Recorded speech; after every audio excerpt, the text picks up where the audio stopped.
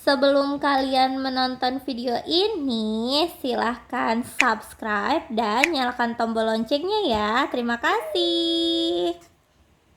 Halo, assalamualaikum warahmatullahi wabarakatuh. Pada video kali ini, Ibu akan sedikit berbagi tentang materi konsep nilai mutlak. Kita langsung mulai saja ya. Adapun kompetensi dasar yang kalian capai adalah yang pertama, 3.1 menginterpretasikan persamaan dan pertidaksamaan nilai mutlak dari bentuk linier satu variabel dengan persamaan dan pertidaksamaan linier aljabar lainnya. 4.1 kalian bisa menyelesaikan masalah yang berkaitan dengan persamaan dan pertidaksamaan nilai mutlak dari bentuk linier satu variabel. Tujuan pembelajarannya diharapkan dari pembelajaran hari ini, kalian bisa memahami konsep nilai mutlak dan kalian bisa memahami sifat-sifat suatu persamaan nilai mutlak linier satu variabel. Nah, sebelum kita lebih jauh membahas apa sih nilai mutlak itu, berarti kita tinjau dulu ya materi sebelumnya atau materi prasyaratnya. Jadi dulu kalian sebenarnya udah pernah kan belajar tentang fungsi, kalian sudah belajar tentang aljabar. Nah, ini sebenarnya hanya salah satu cabangnya juga sih tentang nilai mutlak. Untuk soal nomor 1, jika X sama dengan 1, 2, 3, tentukan nilai Fx sama dengan 3X plus 1. Berarti kalian tinggal apakah nih? Berarti nilai X atau domainnya ini 1, 2, 3 kita masukkan ke fungsinya ya. Berarti tinggal kita tulis ulang. Fx sama dengan 3x plus 1. Untuk x sama dengan 1 berarti 3 kali 1 gitu ya. Tambah 1 sama dengan 4. Terus saat 2 sama dengan berarti 3 kali 2 tambah 1 sama dengan 7. Saat 3 berarti tinggal 3 kali 3 ditambah 1 sama dengan 10. Gitu kan waktu kalian belajar materi sebelumnya. Nah, kalau soalnya sederhana lagi nih nomor 2, tentukan nilai X yang memenuhi persamaan 4X plus 2 sama dengan 14. Berarti tinggal kita cari ya nilai X-nya. Masih ingat? Berarti tinggal kita cari nilai X-nya gini ya. Tadinya dia positif, pindah ruas jadi negatif. Berarti 4X sama dengan 12. Berarti kita dapat nilai X-nya sama dengan 12/4 atau sama dengan 3. Gitu ya. Siapa yang masih ingat materi tentang ini? Oke, semoga ingat ya. Jadi nilai mutlak ini nanti juga berkaitan sama variabel-variabel ini, variabel X, variabel Y, dan lain-lain. Oke, selanjutnya kita masuk ke konsep nilai mutlak. Pernahkah kalian memikirkan berapa jarak antara rumah ke sekolah? Pada saat kalian memikirkan jarak tersebut, pernah tidak sih terlintas dalam pikiran kalian bahwa jarak tersebut bernilai positif, negatif, atau mungkin selalu positif atau selalu negatif? Nah, ini adalah konsep dari nilai mutlak, nak. Jadi sangat erat kaitannya dengan jarak. Ibu ilustrasikan misal nih, ada seorang anak akan menempuh perjalanan pergi pulang dari rumah ke sekolah setiap hari. Untuk itu, ia harus menempuh jarak tertentu, baik itu searah maupun berlawanan arah dari rumah ke sekolah. Kalian dapat memperhatikan gambar di samping bahwa semua jarak yang mungkin akan ditempuh oleh anak tersebut dinyatakan dalam bilangan positif. Dari gambar di samping, maka berapakah jarak tempuh anak tersebut dari rumah ke sekolah? Gitu ya. Nah, berarti ini kasusnya dia kan pulang pergi ya. Kalau perginya nih dari rumah ke sekolah, ini sekolah. Berarti tinggal dia kan berjalan lurus jauh 500 meter. Berarti saat pergi nih dia menempuh jarak berapa? 500 meter. Lalu dia berbelok ke kanan sejauh 300 meter. Lalu dia berbelok ke kiri sejauh 100 meter. Maka jarak tempuhnya itu adalah 900 meter. Ini saat pergi. Saat pulang coba. Saat pulang apakah sama? Sama ya. Meskipun arahnya berlawanan, tapi jaraknya tetap sama. Kita coba. Dari sekolah ke rumah. Berarti dia berjalan lurus 100 meter. Lalu berbelok ke kiri 300 meter. Lalu berbelok ke kiri lagi sejauh 500 meter. Berarti totalnya berapa? 900 meter. Jadi ketika pulang dan pergi sama-sama menempuh jarak 900 meter. Nah, dalam kaitannya dengan pengukuran jarak antara dua tempat tersebut, terlihat suatu keistimewaan bahwa jarak ini nilainya selalu positif loh. Dengan kata lain, pengukuran jarak antara dua tempat nilainya tidak pernah negatif. Sehingga diperlukan konsep nilai mutlak, yaitu nilai mutlak, nilai non negatif dari suatu bilangan. Jadi sebenarnya kita bisa simpulkan ya bahwa nilai mutlak dari suatu bilangan negatif adalah positif. Dan nilai mutlak dari sebuah bilangan positif adalah tetap positif. Jadi kita bisa simpulkan pengertian dari nilai mutlak apa? Suatu pernyataan matematika yang membuat sebuah nilai menjadi positif atau tetap positif. Oleh karena itu, nilai mutlak dari besaran X dinyatakan dengan mutlak X. Nih ya. Jadi, nilai mutlak dari besaran X dinyatakan dengan mutlak X, di mana nilai mutlak tersebut dapat didefinisikan sebagai yang pertama, mutlak dari X adalah X untuk semua bilangan X yang tidak negatif atau berarti yang positif ya. Di sini ditulis X lebih besar sama dengan 0. Yang kedua, mutlak X sama dengan negatif X untuk semua bilangan X yang nilainya negatif. Berarti jika X kurang dari 0. Definisi di atas dapat diungkapkan dengan kalimat seperti berikut ini.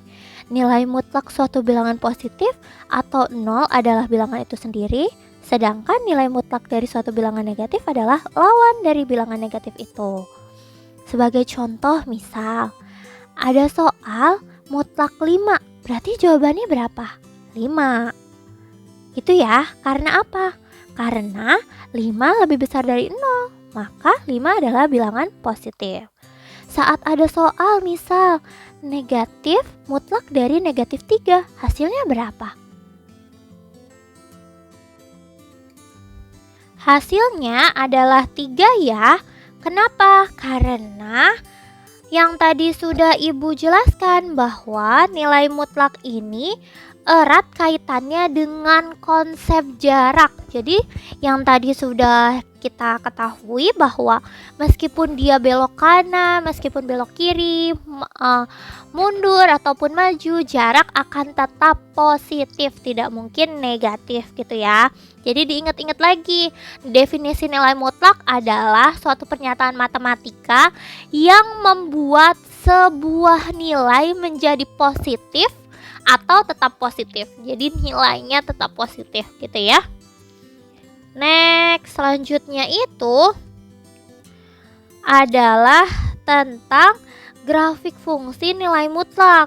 Untuk grafik fungsi nilai mutlak ini tidak Ibu jelaskan secara detail ya, tapi hanya Ibu tunjukkan saja bahwa grafik fungsi nilai mutlak ini bisa digambar gitu. Nah, bentuk grafiknya atau gambarnya akan cenderung seperti ini. Jadi dia garis lurus ya. Tidak mungkin dia belok-belok atau tidak mungkin dia bentuknya kurva. Misal kurva seperti ini ataupun kurva seperti ini, tidak ya. Tidak. Kenapa? Karena nilai mutlak ini kalau kita bisa bilang bahwa dia cenderung adalah persamaannya itu adalah persamaan linier, bukan persamaan kuadrat ataupun polinom gitu.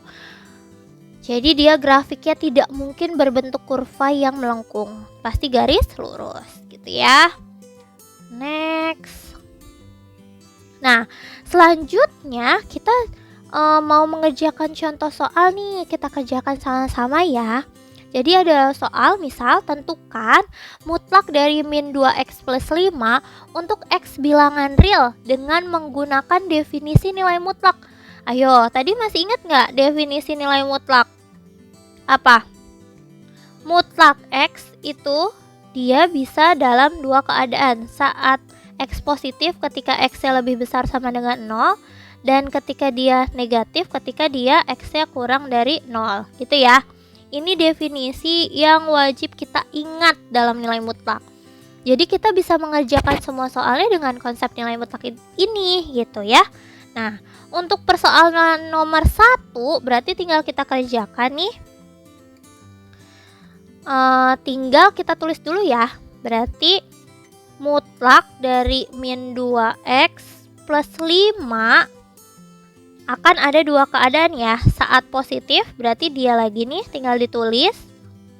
Dan saat negatif, ya enggak? Nah, saat positif syaratnya apa? Jika apa? Min 2x plus 5 lebih besar sama dengan 0. Dan yang bawahnya, jika min 2x plus 5 akan kurang dari 0 gitu ya. Jadi ketika dia positif, ketika dia lebih besar sama dengan 0, ketika dia negatif nih akan kurang dari 0. Bu, ini kan negatif gitu ya, kan ini memang soalnya gitu ya. Tapi dia tetap suatu persamaannya kita bilang dia positif karena kita tidak tambahkan min di depan persamaannya gitu ya. Kalau yang ini baru negatif. Nah, berarti udah belum Bu seperti ini? Belum ya nak. Jadi syaratnya kita cari nilai x ya kan yang diminta untuk x bilangan real. Ini belum dalam bentuk x. Berarti untuk cari nilai x ya gimana? Berarti kita sama dengan K0 nih. Sama dengan 0, berarti kita cari nilai x ya, sama dengan min 5, x sama dengan min 5 nih, sebentar. Berarti min 5 per min 2, atau kita bisa tulis 5 per 2 ya, karena min negatif dibagi negatif adalah positif. Nah, berarti kita dapat nih nilai x-nya adalah 5 per 2. Sehingga untuk soal ini karena yang diminta adalah sampai definisinya aja atau menggunakan definisi nilai mutlak, berarti kita tinggal tulis lagi. Min 2x plus 5 sama dengan, kita tulis saat positif, jika x lebih besar sama dengan 5 per 2 gitu ya. Selanjutnya ketika dia negatif, ini ketika dia negatif ya. Oke, karena ibu hapus dulu. Ketika dia negatif, nah, jika x kurang dari 5 per 2. Nah, berarti jawaban akhirnya akan seperti ini. Kalau yang diminta adalah menentukan nilai mutlaknya dengan menggunakan definisi, gitu ya. Bu, kalau tidak dengan definisi gimana? Berarti nanti kalian bebas mau pakai cara sifat ataupun definisi, gitu ya. Nah, ini seperti ini ya konsep nilai mutlak awalnya. Nah, selanjutnya baru kita masuk ke fungsi nih. Fungsinya sifat ya. Nah, persamaan nilai mutlak linier satu variabel memiliki beberapa fungsi. Yang pertama, catat ya. Yang pertama adalah mutlak x sama dengan akar dari X kuadrat. Itu yang pertama. Yang kedua, ketika kalian bertemu soal, misal mutlak A dikali B, berarti kalian bisa kerjakan dengan mencari mutlaknya satu-satu terlebih dahulu, baru dikali.